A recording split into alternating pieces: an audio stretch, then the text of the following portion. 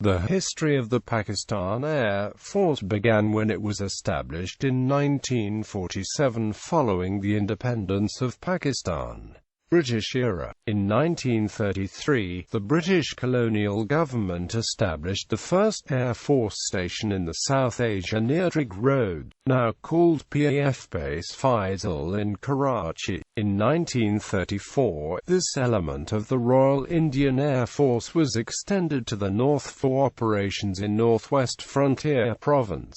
The RAF had also contributed to the defeat of Japanese invasion during World War II. 1947 to 1950, formative years. The Royal Pakistan Air Force was established on 14 August 1947 with the independence of Pakistan from British India. The RPAF began with 2,332 personnel, a fleet of 24 Tempest II fighter bombers, 16 Hawker Typhoon fighters, 2 HP.57 Halifax bombers, 2 Oyster aircraft, 12 North American Harvard trainers and 10 de Havilland Tiger Moth biplanes. It also got 8 C-47 Dakota cargo planes which it used to transport supplies to soldiers fighting in the 1947 war in Kashmir against India. All received allotted at the time of independence of Pakistan from British India. It started with 7 operational air bases scattered all over the provinces. Operating these inherited aircraft was far from ideal in Pakistan's diverse terrains, deserts and mountains. Frequent attrition and injuries did not make the situation any better. However, by 1948 the Air Force acquired better aircraft such as the Hawker Sea Fury fighter bomber and the Bristol freighter. These new aircraft gave a much-needed boost to the morale and combat capability of the Royal Pakistan Air Force. 93 Hawker Fury and roughly 50 to 70 Bristol freighter aircraft were inducted into the RPAF by 1950. 1950 to 1958, the Jet Age. Although the Royal Pakistan Air Force had little funds to use and markets to choose from, it entered the Jet Age quite early. Initially it had planned to acquire US-built F-94Cs, F-86s or F-84s and produce its order in Pakistan. However, lack of funds and strong British pressure persuaded the PAF to acquire the British Supermarine Attacker. The first squadron equipped with these aircraft was the No. 11 Arrow. The Supermarine Attacker had a rather unsatisfactory service in the Royal Pakistan Air Force with frequent attrition and maintenance problems. The prefix Royal was removed when Pakistan became a republic on 23 March 1956. It has since simply been called the Pakistan Air Force. In 1957 the Pakistan Air Force received 100 American-built F-86 Sabres under the U.S. aid program. Squadron after squadron in the PAF retired its Hawker Furies and Supermarine Attackers, and replaced them with F-86 jet fighters. In 1957, 36-year-old Air Marshal Asghar Khan became the Pakistan Air Force's first Commander-in-Chief.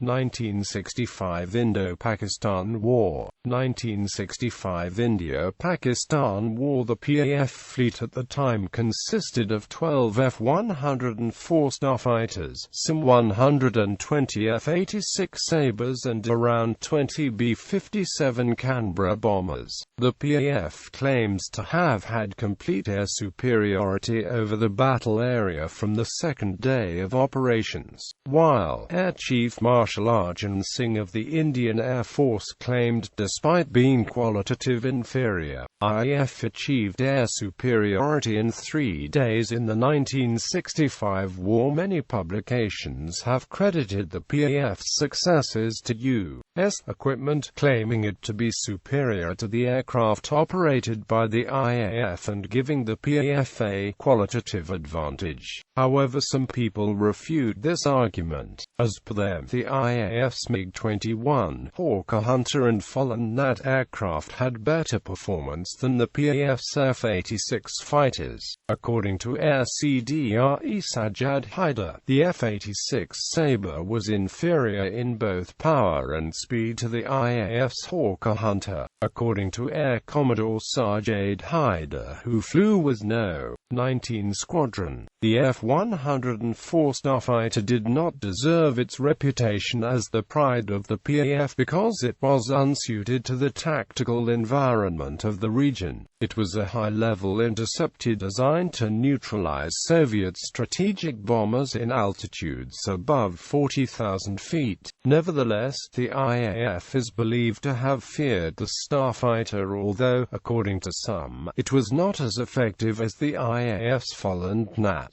According to Indian sources, the F-86F performed reasonably well against the IAF Hawker Hunters but not as well against the Folland Gnat, which was nicknamed Sabre Slayer by the IAF. According to Indian sources, most aircraft losses of IAF were on ground while PAF lost most in aerial combat, even though the IAF flew a larger offensive air campaign by devoting 40% of its air effort to offensive air support alone. According to Indian sources, the majority of its losses came from aircraft destroyed on the ground through PAF airstrikes. The PAF, without doubt, had achieved far more in terms of enemy aircraft destroyed on the ground, but the IAF had achieved much more in the close support role. The two countries have made contradictory claims of combat losses during the war, and few neutral sources have verified the claims of either country. The PAF claimed it shot down 104 IAF planes and lost 19 of its own, while the IAF claimed it shot down 73 PAF planes and lost 59.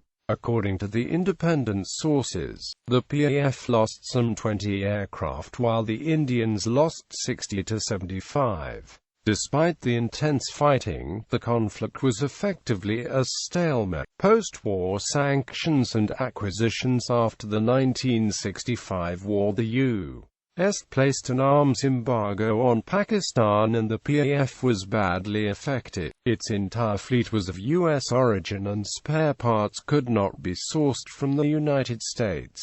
The PAF began searching for new combat aircraft. China was approached and agreed to supply an initial 72 Shenyang F-6 fighters, and it was inducted on 30th of December 1965. China also supplied a squadron of Harbin B-5 bombers, which the PAF was not satisfied with due to the lack of a modern bomb aiming system. These were later returned to China in exchange for more Shenyang F-6.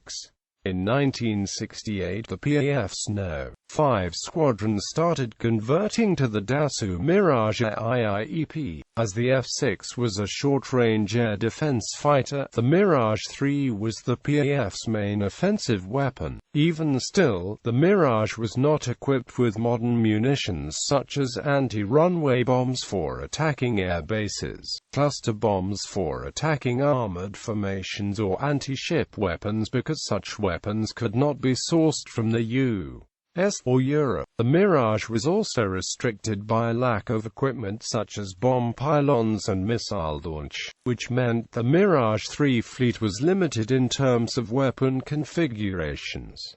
1971 Indo-Pakistan War. By late 1971, the intensification of the independence movement in erstwhile East Pakistan led to the Bangladesh Liberation War between India and Pakistan. On the 22nd of November 1971, 10 days before the start of a full-scale war, 4 PAF F-86 Sabre jets attacked Indian and Mukti Bahini positions at Garabpur, near the international border. 2 of the 4 PAF Sabres were shot down and 1 damaged by the IAF's fallen Gnats. On the 3rd of December, India formally declared war against Pakistan following massive preemptive strikes by the PAF against Indian Air Force installations in Srinagar, Ambala, Sirsa, Halwara and Jodhpur. However, the IAF did not suffer significantly because the leadership had anticipated such a move and precautions were taken. The Indian Air Force was quick to respond to Pakistani airstrikes, following which the PAF carried out mostly defensive sorties.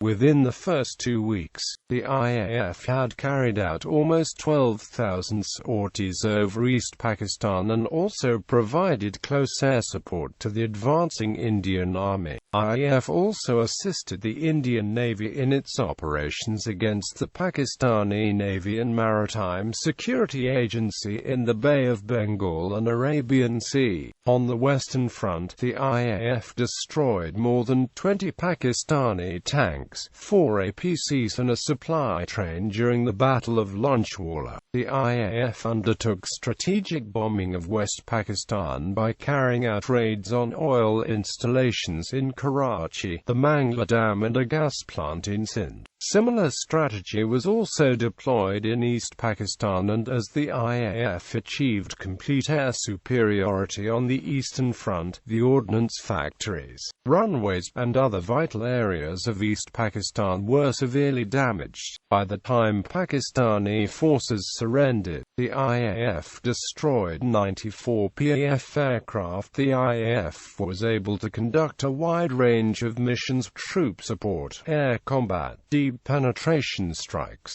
para-dropping behind enemy lines, feints to draw enemy fighters away from the actual target, bombing, and reconnaissance. In contrast, the Pakistan Air Force, which was solely focused on air combat, was blown out of the subcontinent's skies within the first week of the war. Those PAF aircraft that survived took refuge at Iranian air bases or in concrete bunkers, refusing to offer a fight. Hostilities officially ended at 14:30 GMT on the 17th of December, after the fall of Dhaka on the 15th of December. India claimed large gains of territory in West Pakistan, and the independence of Pakistan's East Wing as Bangladesh was confirmed. The IAF had flown over 16,000 sorties on both East and West fronts, including sorties by transport aircraft and helicopters, while the PAF flew about 30 and 2,840. More than 80% of the IAF's sorties were close support and interdiction, and according to neutral assessments about 45 IAF aircraft were lost, while Pakistan lost 75 aircraft, not including any F-6S Mirage IIs, or the 6 Jordanian F-104s which failed to return to the donors. But the imbalance in air losses was explained by the IAF's considerably higher sortie rate, and its emphasis on ground attack missions. On the ground, Pakistan suffered most, with 9,000 killed and 25,000 wounded, while India lost 3,000 dead and 12,000 wounded. The loss of armored vehicles was similarly imbalanced. This represented a major defeat for Pakistan. Towards the end of the war, IAF's transport planes dropped leaflets over Dhaka urging the Pakistani forces to surrender, demoralizing Pakistani troops in East Pakistan. 1972 to 1979. In 1979, the PAF's Chief of Air Staff, Air Chief Marshal Anwar Shamim, was told by then-President and Chief of Army Staff General Zia-ul-Haq that Pakistan had reliable information of Indian plans to attack and destroy the Pakistani nuclear research facilities at Kahuta. ACM Shamim told General Zia that Indian aircraft could reach the area in 3 minutes, whereas the PAF would take 8 minutes, allowing the Indians to attack the facility in return before the PAF could defend it. Because Kahuta was too close to the Indian border to be effectively defended. It was decided that the best way to deter an Indian attack would be to procure new advanced fighters and weaponry. These would be used to mount a retaliatory attack on India's nuclear research facilities at Trombay in the event of an Indian attack on Kahuta. It was decided the most suitable aircraft would be the F-16, which the United States eventually agreed to supply after the PAF refused to buy the F-5E and F-5G. In 1983, when the first batch of F-16s reached Pakistan, ACM Shamim informed ZIA of the PAF's capability to respond to an attack on the nuclear research facilities at Kahuta. 1979 to 1988 Soviet-Afghan War. The Soviet invasion of Afghanistan in 1979 in support of the pro-Soviet government in Kabul, which was being hard-pressed by Mujahideen rebel forces, marked the start of a decade-long occupation. Mujahideen rebels continued to harass the occupying Soviet military force as well as the forces of the Afghan regime that it was supporting. The war soon spilled over into neighboring Pakistan, with a horde of refugees fleeing to camps across the border in an attempt to escape the conflict. In addition, many of the rebels used Pakistan as a sanctuary from which to carry out forays into Afghanistan, and a steady flow of U.S.-supplied arms was carried into Afghanistan from staging areas in Pakistan near the border. This inevitably resulted in border violations by Soviet and Afghan aircraft attempting to interdict these operations. The PAF is believed to have evaluated the Dassault Mirage 2000 in early 1981 and was planning to evaluate the General Dynamics F-16 Fighting Falcon. Afterwards, a letter of agreement for up to 28 F-16A and 12 F-16B was signed December 1981. The contracts, Peacegate I and Peacegate II, were for 6 and 34 Block 15 models respectively, which would be powered by the F-100PW200 engine. The 5th Peacegate I aircraft was accepted at Fort Worth in October 1982. 2 F-16A and 4 F-16B were delivered to Pakistan in 1983, the first F-16 arriving at PAF base Sargodha on 15 January 1983, flown by squadron leader Shahid Javid. The 34 remaining Peacegate II aircraft were delivered between 1983 and 1987. 6 F-16A and 4 F-16B Block 15 OCU models were ordered as attrition replacements in December 1988 under the Peacegate III contract. Another 60 F-16A/B were ordered in September 1989 under Peacegate IV. These were later embargoed. Between May 1986 and November 1988, PAF F-16s have shot down at least 8 intruders from Afghanistan. The first 3 of these were shot down by 2 pilots from No. 9 Squadron. Pilots of No. 14 Squadron destroyed the remaining 5 intruders. Most of these kills were by the AIM-9 Sidewinder, but at least one was destroyed by cannon fire. Flight Lieutenant Khalid Mahmood is credited with 3 of these kills. 1 F-16 was lost in these battles during an encounter between 2 F-16s and 6 Afghan Air Force aircraft on 29 April 1987, stated by the PAF to have been an own goal, because it was hit by an AIM-9 Sidewinder fired from the other F-16. The pilot, Flight Lieutenant Shahid Sikandar Khan, ejected safely. Most of these air kills were achieved within Pakistani borders. No. 9 Squadron was credited with 3 kills, whereas No. 14 Squadron was credited with 5 kills. Project Sabre 2 was initiated by the PAF in 1987 and was aimed at developing a replacement for the aging Shenyang F-6 fleet. After a design study by Grumman Aerospace determined it would be too financially risky, it was abandoned by PAF and the Chengdu F-7P was introduced in 1988 to replace the F-6. 1989 to 2001, sanctions and the lost decade. After the Pressler Amendment was passed, the U.S. placed sanctions and an arms embargo on Pakistan on 6 October 1990 due to the country's continued nuclear weapons program. All 11 Peacegate 3 F-16s, along with 7 F-16A and 10 F-16B of the 60 Peacegate IV F-16s,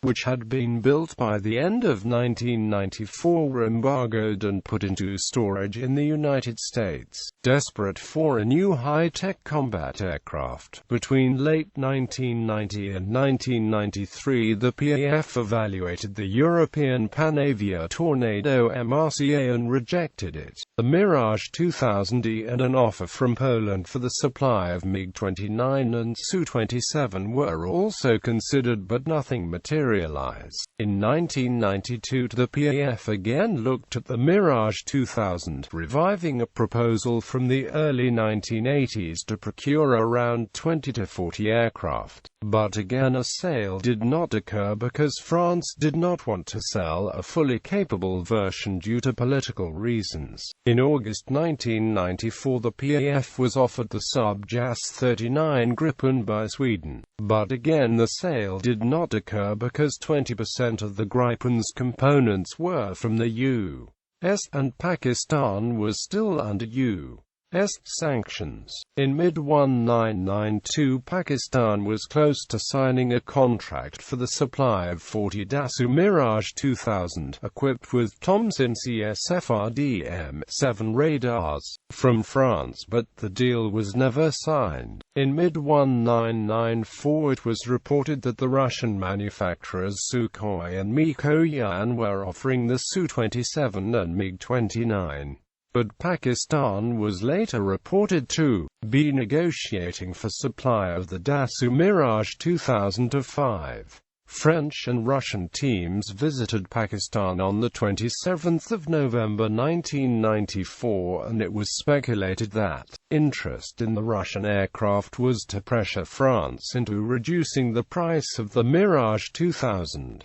Stated requirement was for up to 40 aircraft. In 1996 it was reported that Pakistan was negotiating a $160 million contract for missiles with South Africa, believed to be for the Kentron New Data Imaging Infrared Short-Range Air-to-Air Missile. 1999 Kargil conflict. The Pakistan Air Force did not see active combat during the low-intensity Kargil conflict between India and Pakistan during the summer of 1999, but remained on high air defense alert and performed F-16 and F-7MP combat air patrols near the eastern border with India. The PAF closely monitored and tracked the IAF's movements near the line of control in Kashmir as well as the India-Pakistan international border.